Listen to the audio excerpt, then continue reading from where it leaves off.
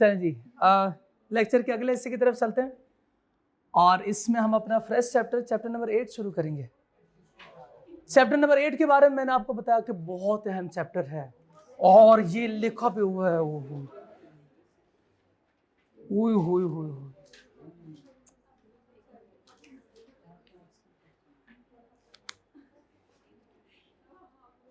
Okay, title क्या है इस चैप्टर का? Distribution of profit. शायद आपने अकाउंटिंग में डिस्ट्रीब्यूशन ऑफ प्रॉफिट के नाम से ये पढ़ा होगा, डिस्ट्रीब्यूशन ऑफ प्रॉफिट को डिस्ट्रीब्यूट करना। पहले तो मुझे ये बताएं कि ये है क्या चीज एक्चुअली? डिविडेंड। शाबाश, बिल्कुल ठीक है, बिल्कुल ठीक है। मैं तो इधर लिखूंगा डिविडेंड, आप लिखना चाहें तो आप भी लिख लीजिएगा डिविडेंड। लेकिन मुझे डिविडेंड से पहले प्रॉफिट्स को बताएं कि प्रॉफिट्स क्या होते हैं, डिफाइन करें। शाबाश, प्रॉफिट्स क्या होते हैं?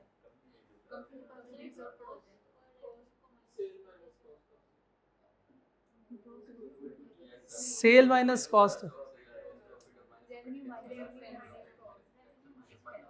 बिल्कुल ठीक है। कंपनी के एसेट्स, कंपनी के रेवेन्यू, कंपनी के रिजर्व जब कंपनी के कॉस्ट से ज्यादा हो जाए तो हम कहते हैं ये प्रॉफिट्स है। ऐसे ही है ना, ये होते हैं प्रॉफिट्स। ओके, ठीक है।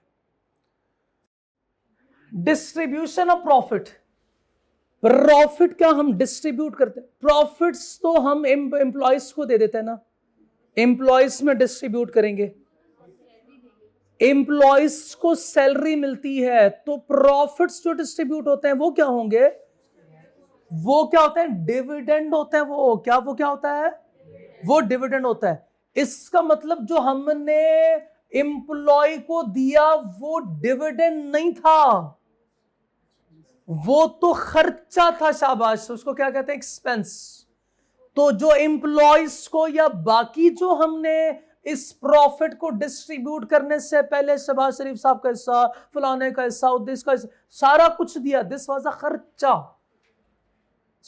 ये सारे खर्चे थे, वो प्रॉफिट्स में नहीं आते। ये प्योर प्रॉफिट्स है जिसको हम घर लेके जा सकते हैं, इस डिविडेंड। ठीक है। अब अगला सवाल, जो कमाया सारे का सारा डिस्ट्रीब्यूट कर दूं, फिर? हाँ, थोड़े से पैसे हम बचा के रखते हैं, जैसे आप लोग जो आपकी ये पॉकेट मनी होती है, इसमें से थोड़े से पैसे खर्च करते हैं और कुछ पैसे कोशिश करते हैं। पूरी बात सुनी नहीं आपने, बचाने की कोशिश करते हैं, कोशिश भी नहीं करते। अल्लाह वाले हो तो ऐसे एक्सेस अमाउंट अल्लाह के रास्ते में खर्च, यानी इसका मतलब आप इन्वेस्ट करते हैं। इन्वेस्टमेंट तो अगला चैप्टर है हमारा। ओके, चलो ठीक, ओके, हाँ जी। डिविडेंड की अच्छा, ये जो लिखा है ना टाइप्स ऑफ डिविडेंड, ये टाइप्स ऑफ डिविडेंड नहीं है, ये बेसिकली टाइप नहीं है डिविडेंड की। टाइप वो जो डिफरेंट होती हैं चीजें, ये डिफरेंट नहीं है, ये शायद उस बेस पे। अच्छा, इससे पहले आपको पता है कि डिविडेंड मिलता तब कब था? जब साल के बाद जो है वो हम देखते थे, कैलकुलेट करते थे अपने प्रॉफिट्स, साल के बाद अपने प्रॉफिट्स देखते थे और एक डिविडेंड जो है उस वक्त हम देते थे। लेकिन अब जो है वो बहुत ज्यादा हमें जल्दी है, हम 3 महीने के बाद या 6 महीने के बाद अपने प्रॉफिट्स पहले से देख लेते हैं। अगर 3 महीनों में ज्यादा प्रॉफिट्स आ गए हैं, कंपनी कहती है इतने पैसे रखने का क्या जरूरत है, इतने पैसे रखने की क्या जरूरत है, वो जो शेयर होल्डर हमारे हैं इनको बांटना दें। ठीक है, उनमें फिर बांट देते हैं पैसे। यानी ये डिविडेंड अब साल खत्म होने से पहले भी हम दे रहे हैं, तो ये बेसिकली वो भी डिविडेंड है, ये भी डिविडेंड है। ये बस टाइमिंग डिफरेंस है, इसलिए दो टाइप्स में इसको कहते हैं, हम क्लासिफाई कर रहे हैं। अदरवाइज इसको टाइप्स कहना भी गलत है। ठीक है, बात समझ आ गई ना आपको? तो दो वो टाइप्स ऑफ डिविडेंड बताएं शाबाश, कौन कौन से होंगे? एक साल से, इंटरम का मुझे नहीं पता, मुश्किल है, साल खत्म होने से पहले और एक साल खत्म होने के बाद। शाबाश, साल खत्म होने से पहले वाले डिविडेंड को क्या नाम देते हैं आप? Interim dividend. और साल के बाद वाले डिविडेंड को क्या नाम देंगे? Final dividend. शाबाश, फाइनल डिविडेंड। अच्छा, आपको याद है? नहीं याद? चलो फिर वापस खोलो पिछला चैप्टर हमारा। याद है, याद है। बताएं शाबाश, उसमें ऑर्डिनरी बिजनेस और स्पेशल बिजनेस की उसके कंटेंट लिखे हुए थे ना, एग्जांपल्स उसकी, और उसकी ऑर्डिनरी की कौन कौन सी एग्जांपल थी? शाबाश।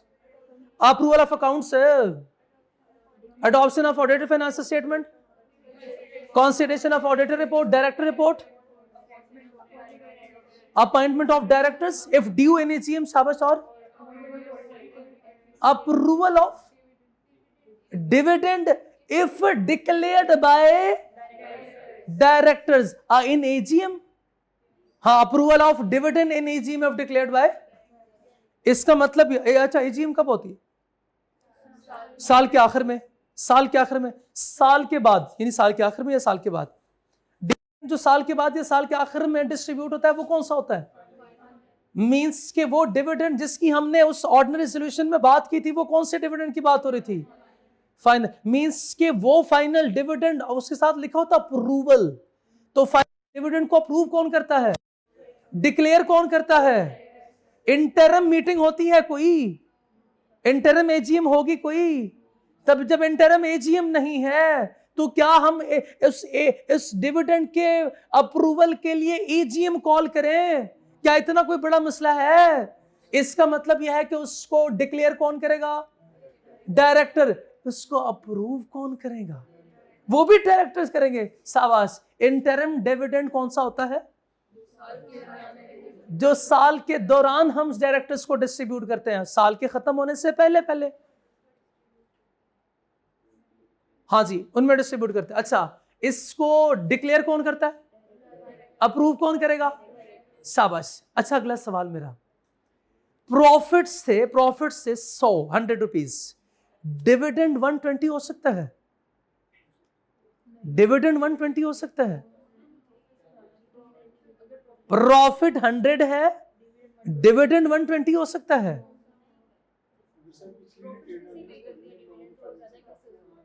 यानी जितने प्रॉफिट्स हैं उतने ही डिविडेंड हो सकते हैं, उससे ज्यादा तो नहीं ना हो सकते।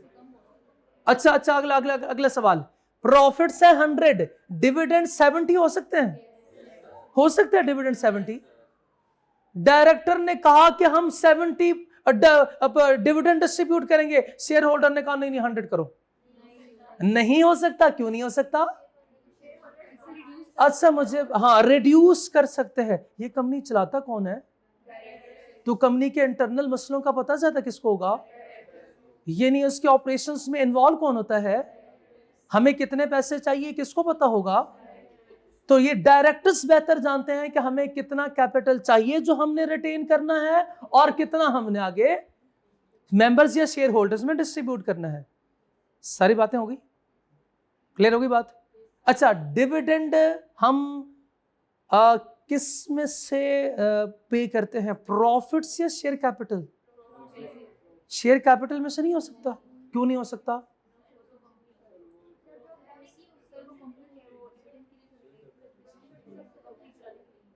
वो कंपनी चलाने के लिए, तो प्रॉफिट भी तो रिटेन अर्निंग में लेके जाते हो, वो भी तो अनडिस्ट्रीब्यूटेड होता है।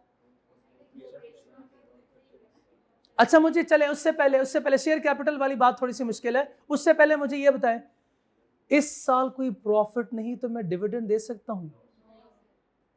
अगर मेरे पास पिछले सालों का रिटेन अर्निंग पड़ा हो, अब बताओ इस साल का कोई प्रॉफिट नहीं, अब डिविडेंड दे सकता हूं? यस। प्रॉफिट्स रिटेन्ड अर्निंग, यानी जिसको अनडिस्ट्रीब्यूटेड प्रॉफिट कहते हैं, डिविडेंड उसमें से पे होता है। शेयर कैपिटल, अच्छा, प्रॉफिट कोई नहीं इस साल का, पिछले सालों का रिटेन अर्निंग जमा पूंजी भी कोई नहीं, मैं शेयर कैपिटल में से दे दूं? क्यों नहीं? हाँ, ये वो पैसे होते हैं जो कभी वापस नहीं होते। शाबाश। अच्छा, आपको एक स्कैम बताऊं आपको, आप ट्राई कीजिएगा, सक्सेसफुल अगर हो गए। आपने वो रेफरल वाला कॉन्सेप्ट तो पढ़ा ही होगा, उसे सुना ही होगा कि रेफरल बेस पे आपको फिर हम पैसे देंगे, यानी आप मेरे पास जो है वो 5,000 रुपए जमा करवाओ, मैं आपको ये डबल करके दूंगा। जब 2-3 लोग जो है वो मुझे पैसे देंगे उसमें मैं कहता हूं मैं आपको इतने पैसे जो है वो अगले बंदे को दूंगा। इधर से पैसे आए, यानी फॉर एग्जाम्पल 5,000 मैंने आपसे लिया था कि मैं आपको साल बाद जो है उसमें 5,000 इजाफी दूंगा। आपने अपने दोस्तों को बताया कि ये हो रहा है, मैंने 5,000 आपको दिए, मुझे 3 बंदों के पैसे आए, कितना आया? 15,000। मैंने आपको, आपका 5 मेरे पास पड़ा हुआ था, इधर से 5 उठाया, 10,000 आपको दे दिए। अब आप घर गए और घर वालों से कहा ये सारे जितने जब जिसके पास भी है जाओ पैसे डबल करवा के ले आओ। अच्छा 2-4 लोग और आ गए, उन्होंने 25,000 दे दिया, कितना हो गया मेरे पास? 75। इनसे कितना लिया था? 5,000। 75। इन्हें कहा था मैं आपको डबल करके दूंगा। 75 मेरे पास आया, 75 आया, इसमें से कितना दूंगा? एक को 5, दूसरे को 5, तीसरे को 5, इनका अपना अपना 5-5 भी, तो 15 जमा 15 30, ये गया 75 माइनस 30, 45 मेरे पास मेरी इनकम, 45 मेरे पास मेरी इनकम। इसी तरह ये ग्रो करता है, ग्रो करता है, ग्रो करता है। एक दिन सुबह होती है, वो सुबह कब होती है? जब क्लास में जितने स्टूडेंट्स होंगे वो सारे के सारे मुझे पैसे दे देंगे। कोई भी शख्स ऐसा नहीं होगा स्टूडेंट जिसने पैसे ना, जब वो अपने पैसे मांगेंगे तो कोई न्यू कैपिटल तो आया नहीं होगा। यानी मैंने जो आपको या किसी को डबल करके दे दिया, वो किसी और का कैपिटल जो उसने इन्वेस्ट किया था वही अगले को दे दिया, वही अगले को दे। दिस इज अ कैपिटल का फ्लो है ये। मैंने इससे कुछ कमाया नहीं, बस कैपिटल इधर से उधर, अगले का कैपिटल इधर। तो ऐसे नहीं कर सकता मैं एक शेयर होल्डर के पैसे दूसरे शेयर होल्डर को, दूसरे के मैं पहले वाले को दे दूं, ऐसे नहीं हो सकता। फिर यही पैसे का फ्लो होता रहेगा, कंपनी नहीं चल सकती। ठीक है, इसलिए ये जो डिविडेंड है उस पैसे पे इजाफी पैसा जो मैंने दिया है वो कमा के दिया है, कमा के दिया, किसी और का शेयर कैपिटल नहीं दिया। That's why dividend share capital में से डिस्ट्रीब्यूट नहीं होता, और जिस दिन शेयर कैपिटल में से पैसा दे दिया उस दिन समझो दुकान बंद। ठीक है, कुछ कुछ बात समझ आ गई? चले, अल्लाह करे अब सारी बातें यही इधर लिखी हूं, अल्लाह करे सारी बातें इधर लिखी हूं। नहीं चैप्टर नहीं कंप्लीट हुआ अभी, नहीं हो भी जाए तो अच्छी बात है। अगर इतनी जल्दी हमें ये बात समझ आ जाती है तो इससे अच्छी बात और क्या हो सकती है। आप तो ये देखते हैं कि मैंने चैप्टर कंप्लीट करवाया, मैं तो ये अल्लाह का शुक्र अदा करूं, चलो शुक्र है समझ आ गई बात इतनी जल्दी। डिविडेंड टाइप्स एंड रिस्ट्रिक्शन, क्या मतलब? A company pay dividend to shareholder from profits only, company has power unless restricted by, yes बिल्कुल। Not for profit can not distribute dividend, ये कहां पड़ा था? शाबाश, बिल्कुल ठीक है। उसमें अगर वो डिस्ट्रीब्यूट करने पे आए मींस कि उन्होंने प्रॉफिट अर्न किया है, तो नॉट फॉर प्रॉफिट वाले प्रॉफिट अर्न कर सकते हैं? नहीं। तो जब प्रॉफिट नहीं अर्न कर सकते तो डिविडेंड भी नहीं होगा। टाइप्स ऑफ डिविडेंड बताएं, शाबाश। फाइनल, अप्रूवल भी बता। अच्छा, इंटरम कौन से होते हैं? Before year end, after year end, declared by, in, no, तो फिर अप्रूव कौन करेगा? खुद directors. Recommended by, approved by, in AGM, in AGM. इसके बाद है लीगल रिस्ट्रिक्शंस। रिस्ट्रिक्शंस से क्या मुराद है? Only from profit. अच्छा, नो कैपिटल गेन। अच्छा ये छोड़, इधर आए, इधर ही आ जाए, इधर ही आ जाए, इधर ही आ जाए, इधर से देख लेते हैं।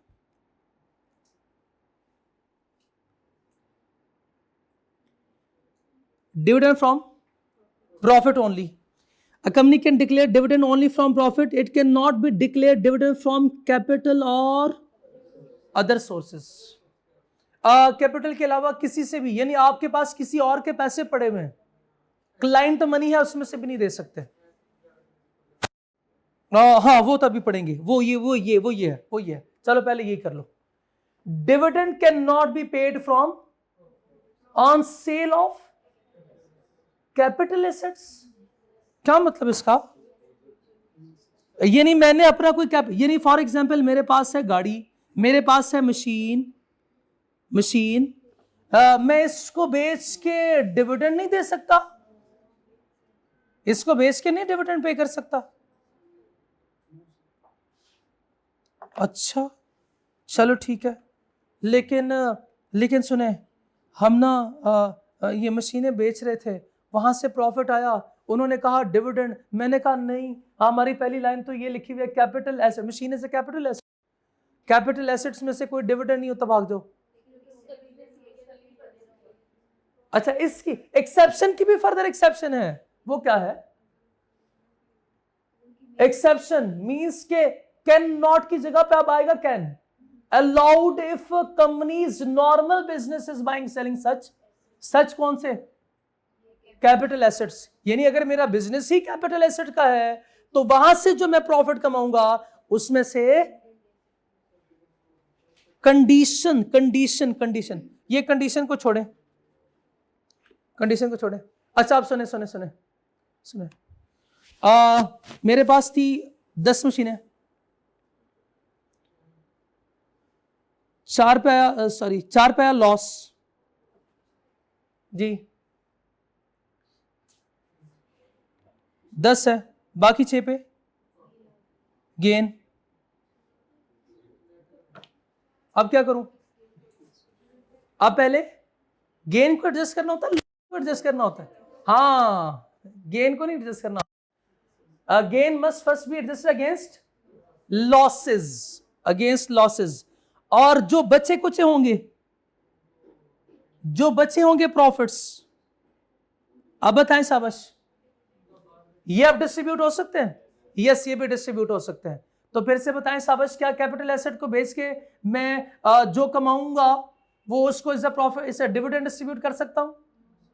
यस इफ कंपनी का नॉर्मल कोर्स ऑफ बिजनेस हो, अदरवाइज नो। और अगर कुछ के अगेंस्ट लॉस है और कुछ प्रॉफिट है तो क्या करो, पहले नेट ऑफ कर दो, फिर जो रिमेनिंग प्रॉफिट है वो हम डिस्ट्रीब्यूट कर सकते हैं।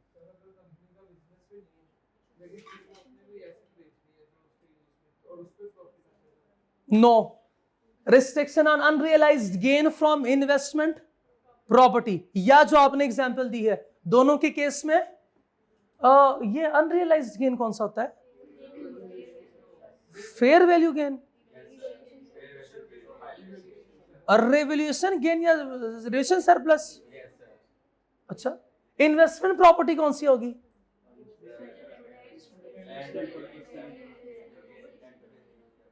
ये लैंड और बिल्डिंग जो किस पे हो, रेंट पे हो, उधर से जो पैसे आते हैं वो भी नहीं है, वो को ओनरशिप की इसमें डेफिनेशन में फॉल करता है, वो कंपनी का बिजनेस नहीं है, वो प्रॉफिट्स नहीं होते। तो dividend also can not be paid from not actually received, ये तो वैसे आपका जो एसेट था उसकी की कीमत या कदर बढ़ गई, अदरवाइज आपको कुछ मिला तो नहीं ना। जब मिलेगा तब देखेंगे, जब मिलता है तो क्या हो जाता है, वही आपका कन्वर्ट हो जाता है इसमें IS 2 इन्वेंटरी नहीं बन जाती फिर आपकी। रिस्ट्रिक्शंस ऑन डायरेक्टर रिकमेंडेशन, ओए होए होए, डायरेक्टर्स नहीं रिकमेंड करेंगे तो कौन करेगा? खुद रिकमेंड करें। फाइनल डिविडेंड्स अप्रूव्ड है ना, but it can not exceed the amount, ये है रिस्ट्रिक्शन ऑन डायरेक्टर्स रिकमेंडेशन। ये नहीं है कि वो रिकमेंड नहीं कर सकते, amount recommended by share holder में और the dividend but can not. क्या मुश्किल था ये सारी बातें बताओ, सब लोगों को पहले पता नहीं थी ना, पहले पता तो क्यों मेरा टाइम जाया कर रहे थे जी?